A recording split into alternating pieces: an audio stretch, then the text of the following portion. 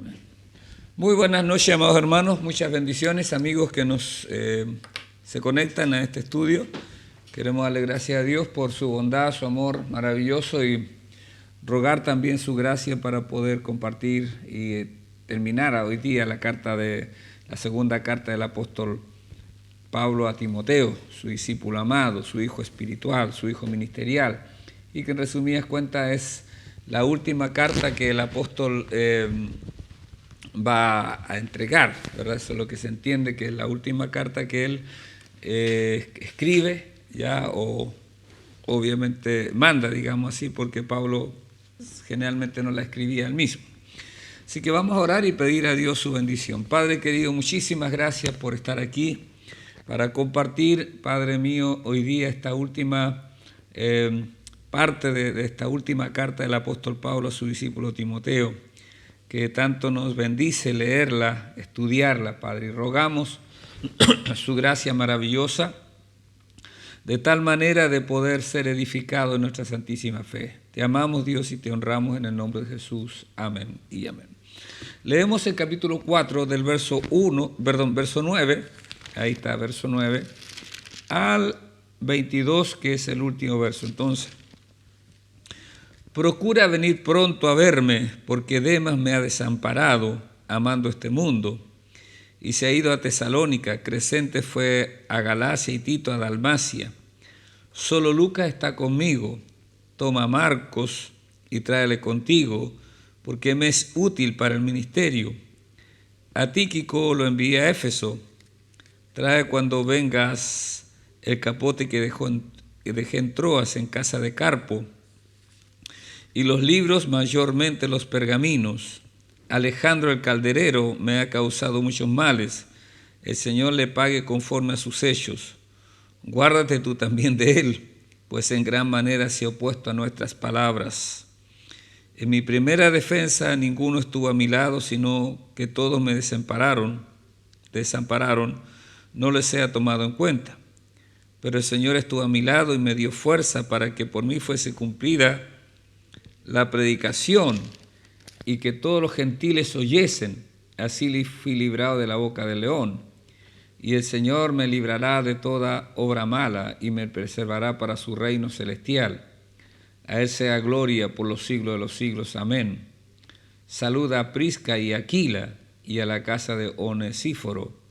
Erasto se quedó en Corinto y a Trófimo dejé en Mileto, enfermo. Procura venir antes del invierno. Éubulo te saluda, y Pudente, Lino, Claudia y todos los hermanos. El Señor Jesucristo esté con tu espíritu, la gracia sea con vosotros. Amén. Pablo está en su último momento antes de que fuera, por lo que se entiende, ejecutado ahí en Roma, ¿ya?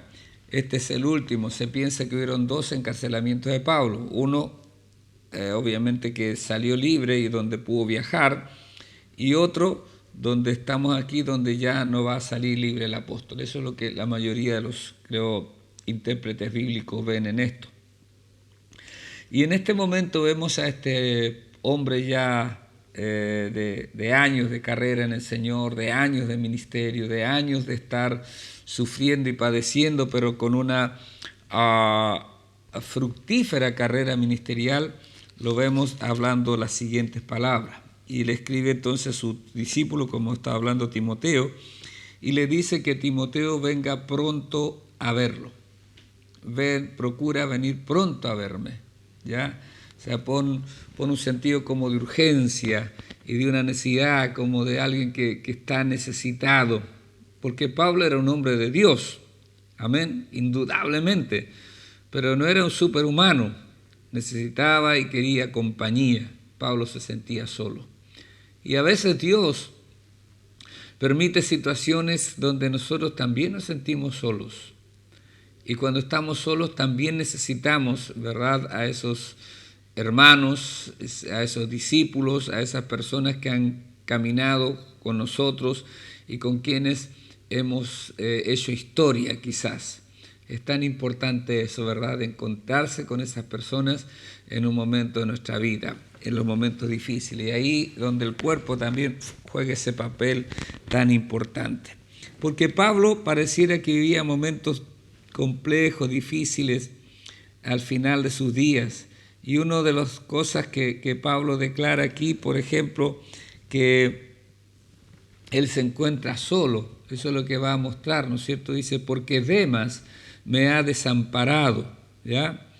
Pablo entonces recuerda a algunos como Demas, que lo dejaron, y mire, dice que ¿por qué Demas lo dejó? Y dice que Demas lo dejó amando este mundo, ¿ya? Es un hombre que en un momento caminó con Pablo. Pablo lo citó en Colosenses 4:14 como un colaborador, en Filemón también se cita, no se dice mucho de él, pero aquí a Pablo le duele que este colaborador haya dejado de caminar, haya dejado de transitar, haya dejado de moverse amando este mundo, esta época actual, ¿ya? Entonces eso es fuerte. Otros lo dejaron por necesidad ministerial. Ya él se desprende de estos colaboradores. Tito era una persona muy importante y cercana. Crescente también, ¿verdad? Entonces Pablo dice que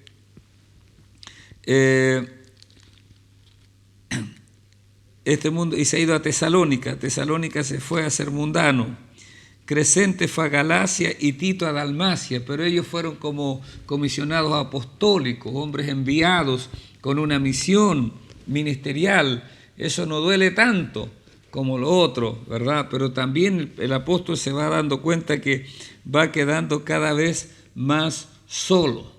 Ahora dice que Lucas, que es el médico Lucas, el que escribe Lucas, el Evangelio y el libro de Hechos, y que en gran parte del libro de Hechos está con Pablo, ¿ya? Y muchas veces dice nosotros, ahí el libro de Hechos, hay una parte donde comienza el nosotros, significa que él está compartiendo con Pablo todos los periplos de toda esta travesía extraordinaria que él tuvo cuando iba de un lado a otro compartiendo y predicando la palabra del Señor, ¿ya?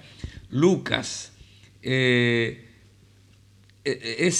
dice Barclay, donde este Barclay, hermanos, este autor dice que a un prisionero romano se le permitía generalmente tener 2 esclavos solamente cerca suyo. Entonces él piensa y dice, se mete en esto, que la lealtad del médico Lucas hacia Pablo fue tan grande, tan generoso su corazón, que se hizo pasar como un esclavo de Pablo, quizás aún marcado como un esclavo de Pablo, para poder estar ahí ayudándolo, animándolo, como médico también ayudándolo en estos momentos cuando este aguijón de la carne que dice en 2 de Corintios, este azote de Satanás venía sobre Pablo. Quizás era Lucas el que podía aliviarlo con la medicina. Es lo que vemos y encontramos en este pasaje, ¿ya?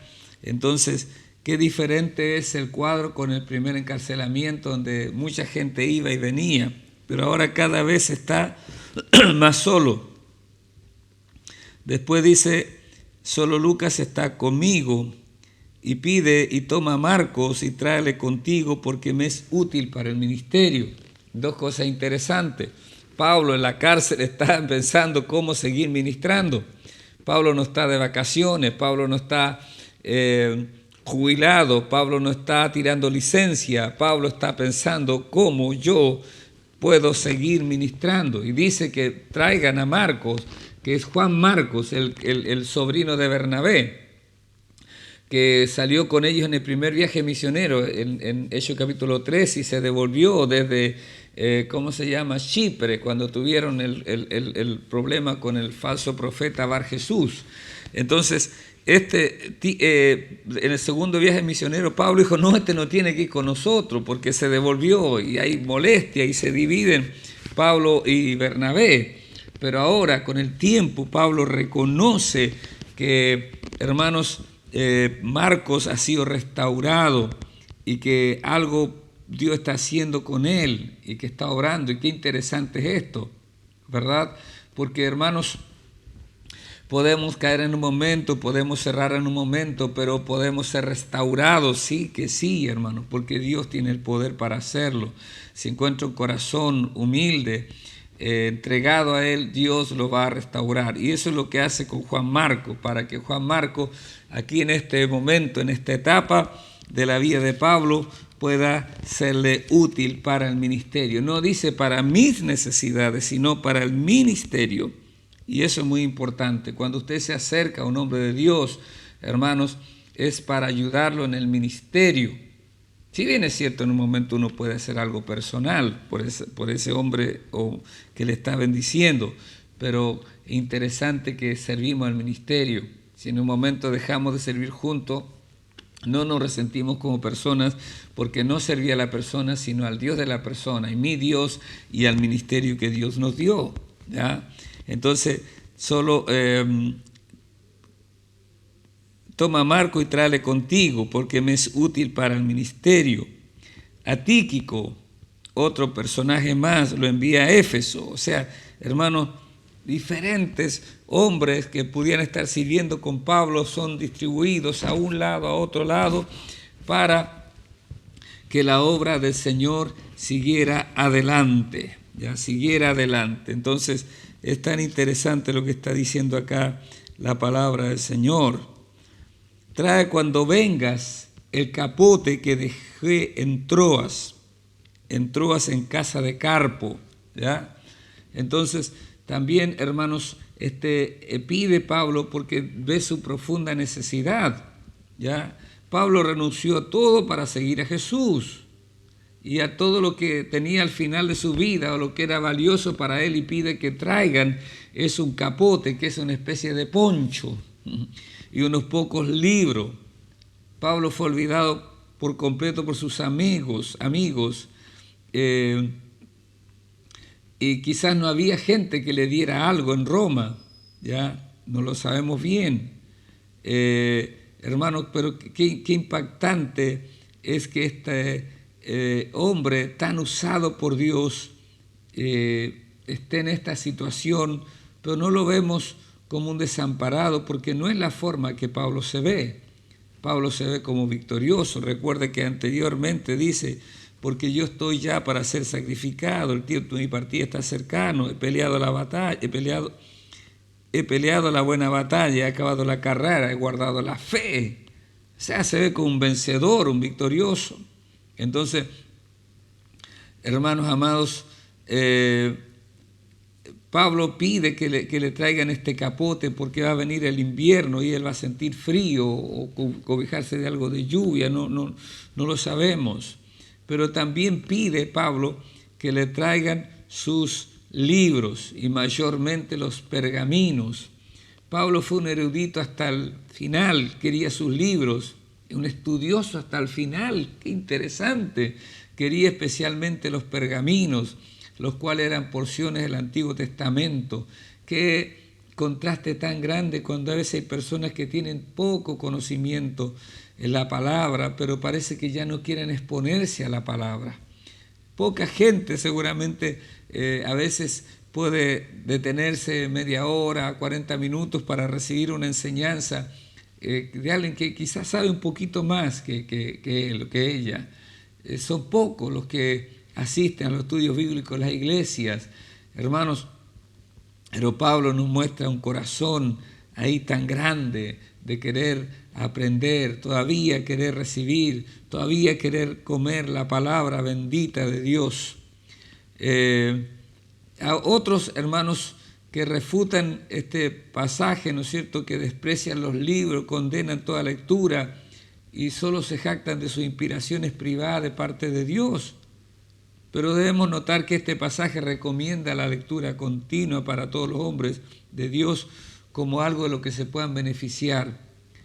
Ya Pablo habla de los pergaminos, que es la escritura, y los libros tienen que ser otro tipo de escritura que había ahí. Ahí está Pablo en ese momento, queriendo estar todavía conectado, ¿no es cierto?, y aprendiendo más de Dios. ¿Qué más nos dice en estos últimos versículos Pablo? Habla de un hombre que se llama Alejandro, que es el calderero. Unos decían que este calderero significa uno que trabajaba el cobre, ¿ya? Y este Alejandro el calderero, que también lo mencionó en 1 Timoteo 1:20, cuya fe se había naufragado, ¿no es cierto? Dice en el 1:20 de los cuales son Himeneo y Alejandro, ¿ya? Manteniendo la fe y buena conciencia y desechando la cual naufragaron en cuanto a la fe algunos, de los cuales son Alejandro. O sea, de Alejandro se nos dice como que había naufragado en cuanto a la fe, que se había apartado de la sana doctrina, ¿ya? Y ahora Pablo le advierte a Timoteo acerca de este hombre. Pablo dice que este hombre, Alejandro el calderero, le había causado muchos males, pero también se le opondría a Timoteo, por eso dice, guárdate tú también de él, ten cuidado de él. Quiero decir que entonces este calderero tiene que ser una persona de influencia, ¿ya? De influencia, hay que mirar cómo usamos nuestra influencia, para bien o para mal, del Evangelio. Hermanos amados, algunos piensan que este Alejandro era un traidor, quizás un informante que traicionó a Pablo hacia el gobierno romano y que era responsable de su actual encarcelamiento, ¿ya? Es posible que sea así, que haya usado una influencia, y como se apartó y vio que Pablo seguía adelante, hermanos, en todo lo que hacía, y que había sido librado quizás del primer encarcelamiento, ahora él mismo usa su influencia para que Pablo caiga nuevamente preso. Es posible que sea uno de los instigadores y acusadores de Pablo. Eso es lo que piensan los más eruditos que conocen más la palabra, ¿verdad? Ahí los idiomas originales, ¿ya? Entonces, hermanos amados, el Señor le pague conforme a sus hechos, dice Pablo. El juicio de Alejandro iba a ser simple. Una cosa terrible es ser juzgado de acuerdo a nuestros hechos, que Dios conoce el corazón. Pablo no levanta, hermano, maldición contra él. Ya simplemente dice, este va a cosechar lo que está sembrando. Dios no puede ser burlado, ya Dios no puede ser burlado. Y eso es lo que ocurre, hermano, cuando nos oponemos a la obra del Señor, nos oponemos a la obra maravillosa de nuestro Señor. Guárdate tú también de Él en gran manera, porque pues en gran manera se ha opuesto a nuestras palabras. Qué terrible es, hermanos, que una persona deje la comunidad donde, qué sé yo, por A o C motivo no se sintió bien, o también no está de acuerdo con ciertas cosas, pero determina ir, sí, legítimamente puede irse a otra congregación. Seríamos una secta, un sentido sectario, pensar que somos lo único, cualquiera sea la denominación que nosotros tengamos. Pero hermanos, qué triste es cuando esas personas no se van tranquilas, sino que empiezan a difamar y empiezan a tirar, como decimos, barro hacia ese grupo de creyentes o hacia ese pastor. ¿Para qué? Si nosotros, hermanos, el acusador y el que nos tiene mal a nosotros es el diablo. Los demás son mis hermanos. Puedo pensar diferente, puedo mirar cosas diferentes, pero son mis hermanos. No estoy para tirarle barro a ellos. Estoy para querer y si es posible orar para que Dios los siga usando, los siga bendiciendo. Eso es lo que Pablo habla cuando está ahí en Filipenses capítulo 1, cuando él está preso en su primer encarcelamiento y escribe Filipenses y viene y dice que muchos predican a Cristo por contienda, pensando que hacerme burla a mí en cierta forma.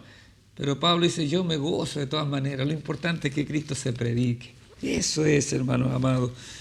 Dios nos libre de ser como Alejandro el calderero, de entregarnos, ¿cierto?, a difamación, a los siervos de Dios, a la iglesia, porque en definitiva recordemos siempre que Jesús dijo que la cizaña y el trigo debían crecer juntos, porque puede arrancar lo contrario. Así que hay que estar atento a eso.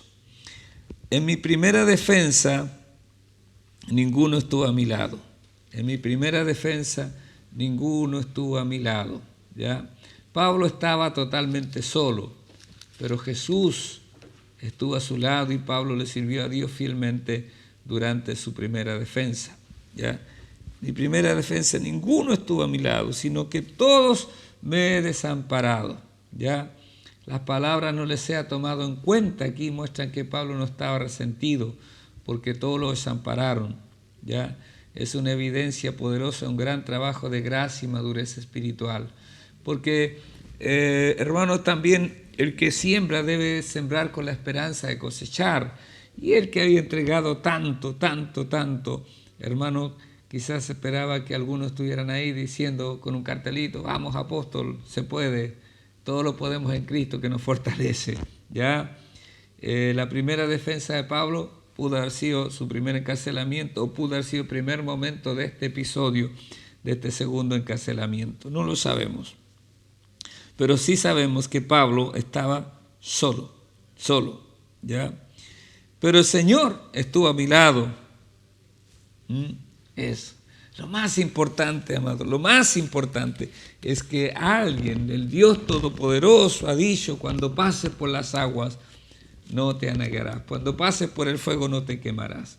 Yo siempre estaré contigo, siempre te sustentaré, siempre te ayudaré con la diestra de mi justicia. Entonces el Señor estuvo a mi lado y me dio fuerzas para que por mí fuese cumplida la predicación y que todos los gentiles oyesen, ¿no es cierto? Oyesen, que los gentiles oyeran, escucharan la palabra de Dios. Qué impresionante, hermano. Pablo no está tan, como digo, ensimismado en poder defenderse él mismo, sino que nos dice acá que lo más importante es que Dios lo fortaleció, Dios estuvo con él. ¿Para qué? Para que la palabra se cumpliese, para predicar la palabra y que todos los gentiles oyesen, o sea, todo ese tribunal donde él estaba pudiera escuchar de por qué causa él estaba preso, por qué era lo que él defendía, qué era lo que él hablaba, qué era lo que lo sostenía el Dios del universo. Cuando decían los romanos y se acusaba a los cristianos de ser caníbales porque decían que comían el cuerpo de Cristo, tenía que decir con claridad lo que era eso. Cuando hablaban de orgías porque había un ágape, una fiesta de amor, porque los romanos eran así, y no, Pablo decía: eso no es así entre nosotros, hermanos. Entonces, ahí estaba Pablo predicando, hablando, entregando la palabra, no avergonzándose del evangelio. Y porque lo hizo así, en esa primera defensa, fui librado de la boca del león. Y el Señor me librará de toda mala obra, de obra mala, y me preservará para su reino celestial. ¿Ya? Dios había librado antes a Pablo, así que él no tenía dudas sobre el poder o la bondad de Dios. Pero Pablo no sabía si esta vez su destino sería ser librado de la boca del león o ser preservado para el reino celestial. Para ambas cosas Pablo estaba siempre preparado, siempre listo para partir, pues dice en Filipenses, lo cual es muchísimo mejor, pero también para quedarme, porque quedarme es en beneficio del reino de Dios aquí en la tierra. Me preservará para su reino celestial. A él sea gloria por los siglos de los siglos. Esto refleja, hermano, algo impresionante del apóstol, glorificando, honrando a Dios en todo momento, a cada instante. Se sentía solo, no estaban los amigos con él. Tenía frío, ahí, ¿verdad? No tenía mucho siquiera que leer. Pero, hermanos amados, él está glorificando a Dios. Él está honrando a Dios. Este mismo, hermano, que cuando estuvo encarcelado en Filipos, ahí en la noche junto a Silas cantaban a Dios y glorificaban a Dios. Han pasado años, pero sigue confesando la gloria a Dios, sigue honrando al Dios del universo. A Él sea la gloria por los siglos de los siglos. Porque Pablo fue el que dijo también, inspirado por el Espíritu Santo, pues si vivimos, para el Señor vivimos, y si morimos, para el Señor morimos. Sea que vivamos o que muramos, somos del Señor. Aleluya. Y termina esta carta con los saludos y la bendición final. Y dice, saluda a Prisca y Aquila. ¿Quién eran Prisca y Aquila? Estos eran Priscila y Aquila, que en el libro de Hechos, cuando Pablo está en Corinto, conoce a este hombre. Y ahí aparece Aquila y Priscila, que eran natural del Ponto, dice que Aquila, y habían huido de Roma en ese tiempo. Y ahí se juntan con Pablo, conocen al Señor seguramente, y Pablo vive con ellos y comparte la profesión junto porque eran hacedores de tienda. Y de ese momento después van a Éfeso, y donde quiera que vaya, Aquila y Priscila, o Priscila y Aquila, porque tiene un liderazgo fuerte Priscila, me da la impresión, hermanos, ellos donde quiera que van, hay una iglesia en su casa. Hay una iglesia en su casa. Eran colaboradores impresionantes, hermano, en esa otra parte del Evangelio que tiene que ver con ese núcleo pequeño, ¿no es cierto? Hay una masa fluyendo, pero hay un grupo pequeño. Ahí está Priscila y Aquila, o Prisca y Aquila, y a la casa de Onesíforo, Onesíforo, medio extraño los nombres, ¿verdad? No conozco mucho de este varón. Erasto se quedó en Corinto, y a Trófimo dejé en Mileto enfermo. Aquí hay otra cosa que me llama la atención. Pablo fue un hombre usado por Dios para realizar milagros increíbles, sanidades poderosas, ¿verdad? Como la que sucedió en Listra, cuando oran por el paralítico y sale sana.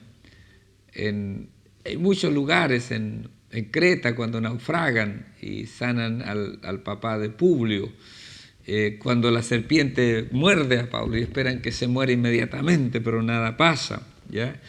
Pero sin embargo, dice aquí el texto, él mismo lo declara, que él dejó a Trófimo enfermo. Y esto quizás nos demuestra, hermanos, que a veces, hermanos amados, la enfermedad no está lejos de la voluntad de Dios para nuestra vida, porque este Trófimo es un cercano del apóstol. ¿Y por qué Pablo no lo sanó?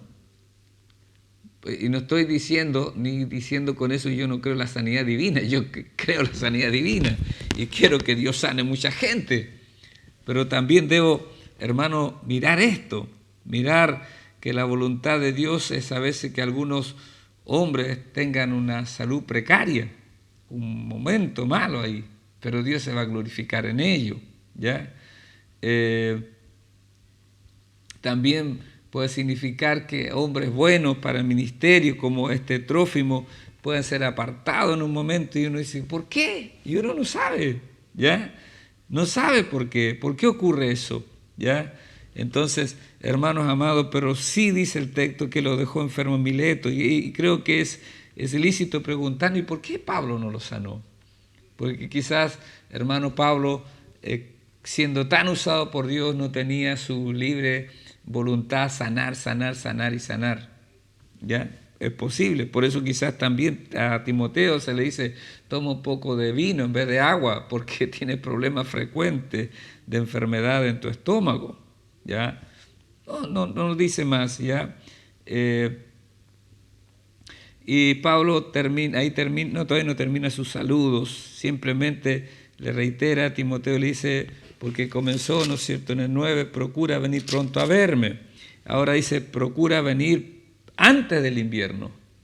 O sea, Timoteo, si no entiende que rápido, ya estamos comenzando mayo, ven por favor antes de julio, antes de junio, a principios de junio, digamos en términos de lo que estamos viendo nosotros. Ven rápido, Timoteo, procura venir antes del invierno.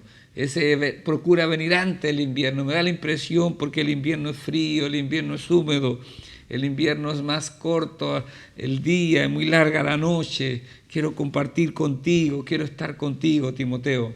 Me da la impresión de que eso es lo que Pablo está diciendo. Eulo te saluda, no sabemos de Eulo, Pudente, Lino, Claudio y todos los hermanos te envían saludos. Eso quiere decir que Pablo, fuera de tener esos dos siervos con él, hermano, también ya tenía una comunidad, o había ganado gente para la gloria de Dios ahí en Roma, o del primer encarcelamiento, no lo sabemos, pero ahí está esta gente rodeando, no tan cercano a ellos, porque Pablo habla de la gente más cercana, de lo que él esperaba, pero esta gente está ahí comiendo, bebiendo de la palabra, ¿no es cierto?, del espíritu que Pablo tenía, y les comparte y están siendo edificados, y todos los hermanos que estaban en Roma. Y termina diciendo, el Señor Jesucristo esté con tu espíritu, la gracia sea con vosotros. Amén. Amén. La gracia, el favor inmerecido de Dios esté siempre con nosotros. Y nuestro Señor Jesucristo esté siempre en nuestro espíritu, en nuestra vida, llenándonos. Quiero terminar simplemente diciendo, hermano, que es hermoso mirar la carrera de Pablo, como de un perseguidor, de un maltratador de la iglesia, se convierte en un defensor de lo que él perseguía. Porque Dios lo tocó, porque Dios lo alcanzó. Y cuando Dios toca, la historia cambia, indudablemente que sí. Las historias son cambiadas. Por eso debemos, hermanos, seguir adelante y poder llegar en un momento, hermano, porque va a llegar el día, si el Señor no viene antes, donde nosotros estemos ya para ser sacrificados. Pero no sea así la situación, pero sí el tiempo de nuestra partida va a estar cercano, va a estar cerca. Pero podremos decir nosotros como Pablo, he peleado la buena batalla, he acabado la carrera, he guardado la fe. Eso es muy importante verlo. O se dirá de nosotros como este hombre, ¿no es cierto?, Demas, ya, que lo ha desamparado, amando más este mundo. Quiera el Señor que ninguno de nosotros sea como Demas, apartándonos del Dios vivo, apartándonos de los caminos del Señor, o ninguno sea, peor aún, como Alejandro, enemigos del reino, que caminó un día, que alabó a Dios, que sirvió a Dios, pero hoy día está lejos del Señor, está lejos de Dios. Ya, hermanos, ¿como quién queremos ser? Como Pablo, que reconoce que alguien se equivocó, pero hay una segunda oportunidad para él, con Juan Marco.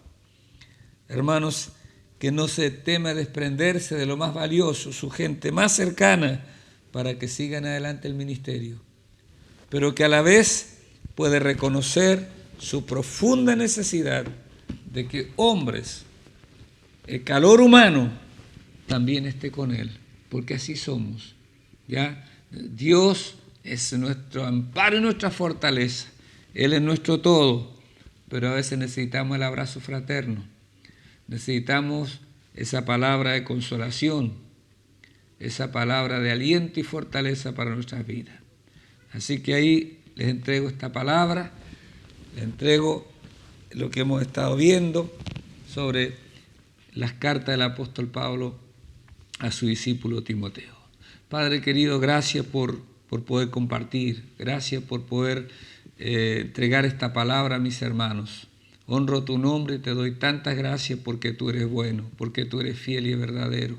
Ayúdanos a seguir el ejemplo del apóstol Pablo, de no resentirnos ni amargarnos, sino que llegar hasta el final con nuestra bandera en alto, diciendo, he peleado la buena batalla, he acabado la carrera, he guardado la fe. Aleluya, para la gloria tuya. Gracias te damos, honramos tu nombre en el nombre de Jesús. Amén y amén.